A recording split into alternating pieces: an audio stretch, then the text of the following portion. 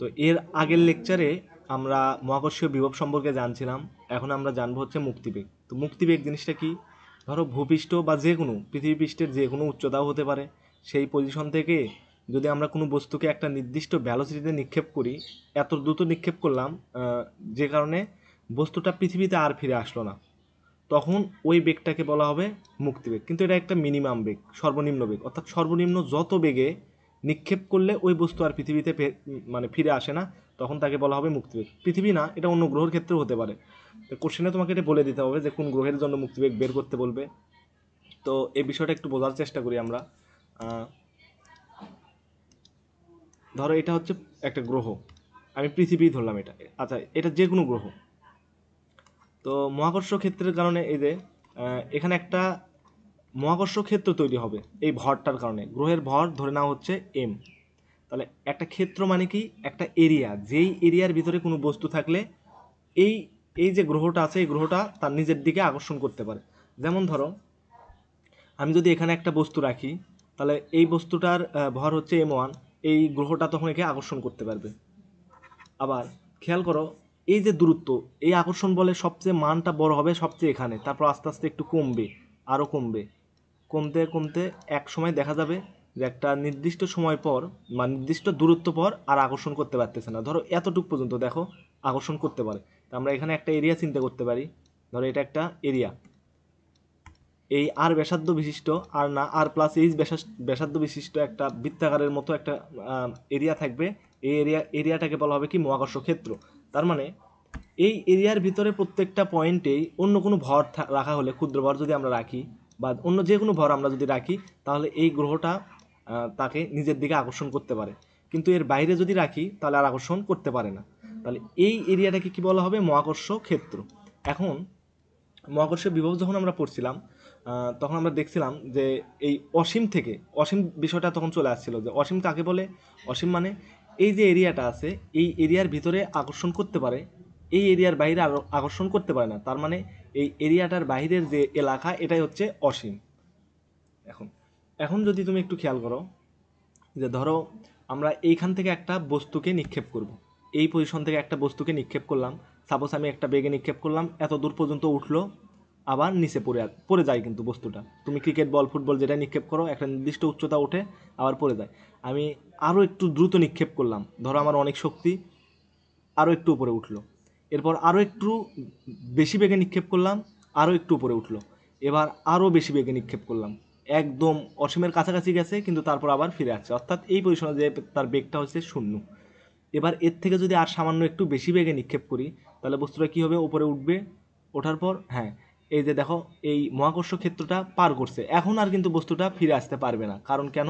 দেখো এই পজিশনে পৃথিবীটা নিজের দিকে আকর্ষণ করতে পারে না, কারণ এটা হচ্ছে অসীম। মানে হচ্ছে মহাকর্ষ ক্ষেত্রের বাইরে, এখানে কোনো পৃথিবীর মানে বা গ্রহর কোনো আকর্ষণ বল নেই এই গ্রহটার। তার মানে এই বস্তুটা যখনই এই মহাকর্ষ ক্ষেত্র পার হবে, তখন আর এটাকে আকর্ষণ করতে পারতেছে না। তখন এখানে যে বেগটা থাকবে, সাপোজ ধরো এত দূর পর্যন্ত, আমি যদি এটাকে একটু দেখাই, ধরো এত দূর পর্যন্ত ওঠার পর এই বস্তুটার, এখানে যে বস্তুটা আমি নিক্ষেপ করছি, তার ভ্যালোসিটি প্রায় 0, মানে v= 0.0000001।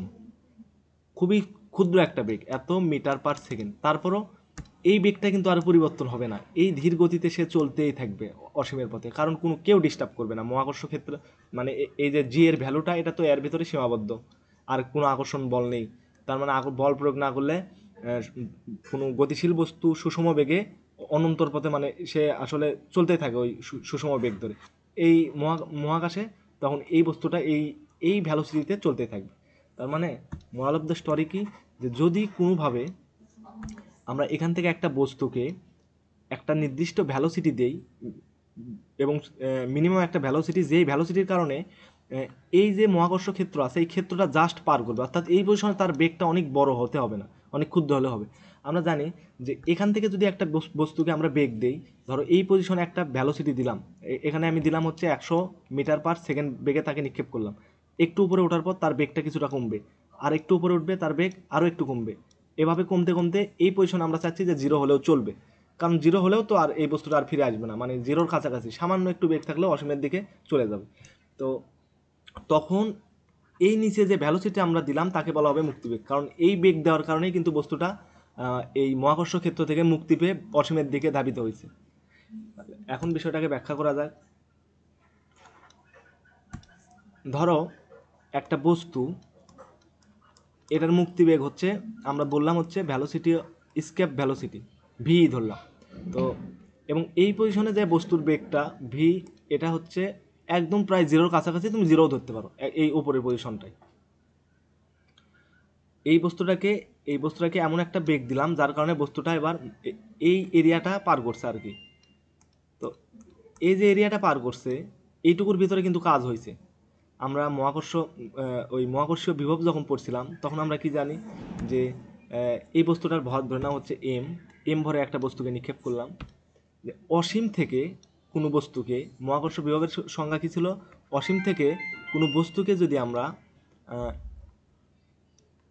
এই দূরত্ব হচ্ছে আর, যে আর দূরত্বে নিয়ে আসি, তখন তার বিভবটা কি হয়, V equal to minus G M divided by R. এটা হচ্ছে কি কোন ক্ষেত্রে কাজ, যখন আমরা অসীম থেকে কোনো বস্তুকে 1 কেজি ভরে কোনো বস্তুকে এম বিন্দুতে নিয়ে আসবো। তো যদি এম ভরে বস্তু হয় তাহলে কি হবে, এখানে একটা এক্সট্রা এম আসবে।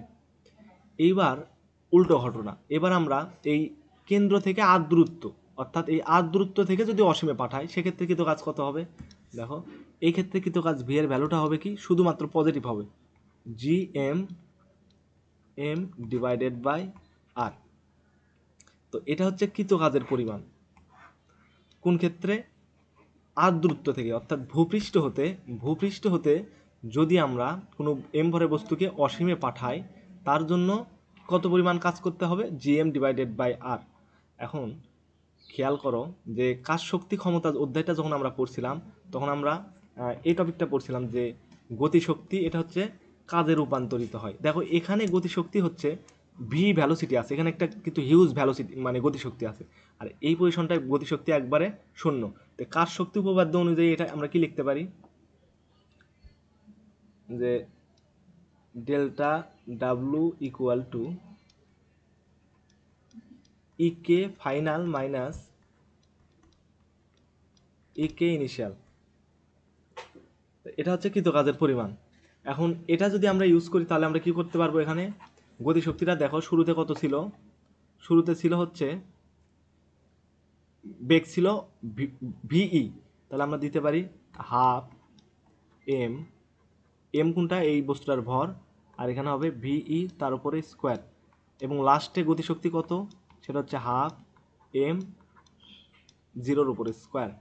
আর এই পরিমাণ শক্তি সে অপচয় করে এই কাজটা করছে, এই যে এই কাজটা করছে, অর্থাৎ এই হাফ এম ভি স্কোয়ার পরিমাণ শক্তি খরচ করে সে এতটুকু উঠতে যে পরিমাণ কাজ হয় সেই কাজটা করছে। তাহলে আমরা লিখতে পারি এই কাজের পরিমাণটা কত, G M divided by R. তাহলে এখানে লেখা যাবে হচ্ছে G M divided by R. পরের line, half M V square সমান G M divided by R. উভয় পার্শ্ব থেকে এখান থেকে এম কাটা যাবে, এম আর এম কাটা। তারপরের লাইন, ভি স্কোয়ার ইকুয়াল টুটা উপরে দিয়ে দিলাম, two G M divided by R. অতএব মুক্তিবেগ ভিই এটা সমান লেখা যাবে হলো রুট আবার two G M divided by R. এখন দেখো এটা কিন্তু ভূপৃষ্ঠে মুক্তিবেগ, এটা কিন্তু ভূপৃষ্ঠ থেকে মুক্তিবেগ, অর্থাৎ এই বিন্দু থেকে যদি কোনো বস্তুকে নিক্ষেপ করি তখন মুক্তিবেগটা হবে ভি।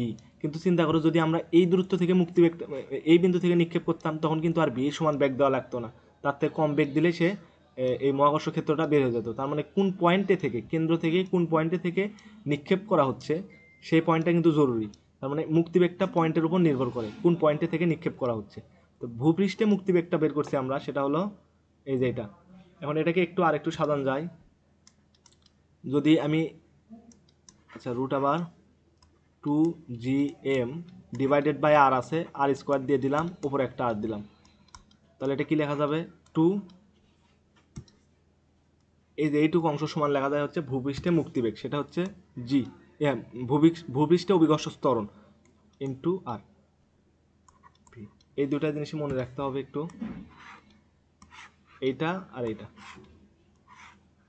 তার মানে যে পয়েন্টে থেকে নিক্ষেপ করা হচ্ছে যদি ওই পয়েন্টে আমরা জি এর মান জানি তাহলেও মুক্তিবেগটা সহজেই বের করতে পারি। আর এই পৃথিবী পৃষ্ঠে যদি এটা পৃথিবীর জন্য হিসাব করি, ফর আর্থ ভূপৃষ্ঠ থেকে মুক্তিবেগ ভিই, এটা সমান হলো, আচ্ছা এটা পৃথিবীর জন্য হিসাব করছি, ভি যদি হিসাব করি তাহলে পৃথিবীর ভর বসাতে হবে, এখানে মানগুলো বসাও। পৃথিবীর জন্য হলে পৃথিবীর ভর বসাবা, চাঁদের জন্য হলে চাঁদের ভর ব্যাসার্ধ, দুটা যদি বসাই যদি পৃথিবীর জন্য বের করি তাহলে আসবে হলো 11.11 কিলোমিটার পার সেকেন্ড।